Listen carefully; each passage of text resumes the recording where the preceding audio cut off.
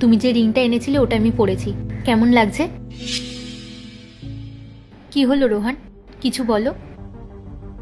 কি আর বলবো, রিংটা তো আমি এনেছি, ভালোই লাগছে। ও তো আগে কখনো আমার সাথে এরকম করতো না, তাহলে এখন আমাকে ইগনোর কেন করছে? রোহান, কি হয়েছে তোমার? তুমি আমার সাথে এরকম বিহেভ কেন করছো? কেন, কি করেছে আমি?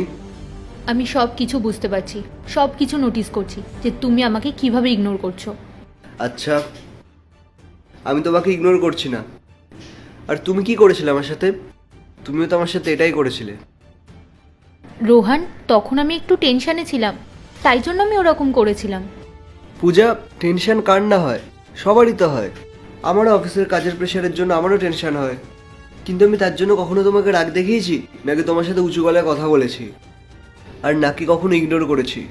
করিনি তো, কারণ আমি বাইরের কাজকে বাইরেই ফেলে আসি। আর এই বাড়িতে আমি আর তুমি ছাড়া কে থাকে?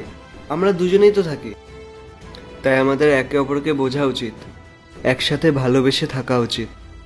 সরি রোহান, আমি বুঝতে পেরেছি যে আমি তোমার সাথে কতটা খারাপ করেছি। সত্যি তো, টেনশন তো সবারই হয়, কিন্তু তোমার সাথে এরকম বিহেভ করাটা আমার একদম উচিত হয়নি।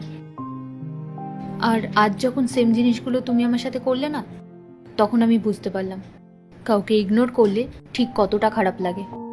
আজ তোমার খারাপ লাগছে? আমারও তখন খারাপ লাগতো, যখন তুমি আমার ছোট ছোট কথাগুলোকে ইগনোর করতে। কি ভুল ছিল আমার? আমি তো শুধু ভালোবেসে কথা বলতাম তোমার সাথে, আর আমি এটাই চাইতাম যে তুমি আমার সাথে ভালোভাবে কথা বলো, ভালোভাবে ব্যবহার করো। কিন্তু না, তুমি আমার সাথে এমন রুড বিহেভ করতে যেন আমি কিছু করে ফেলেছি। হয়তো তুমি বুঝতে পারতে না, আসলে যখন মানুষের নিজের সাথে কিছু হয় তখনই সে বুঝতে পারে।